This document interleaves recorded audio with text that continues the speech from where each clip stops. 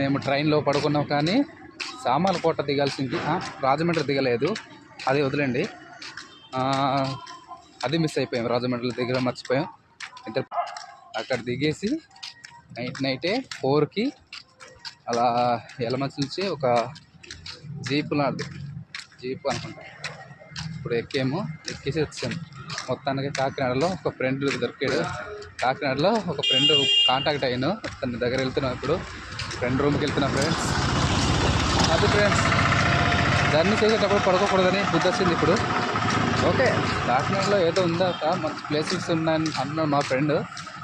ఆ ప్లేసెస్ చూసేద్దాం మరి. ఓకే ఫ్రెండ్స్, మళ్ళీ కలుద్దాం. Bye bye.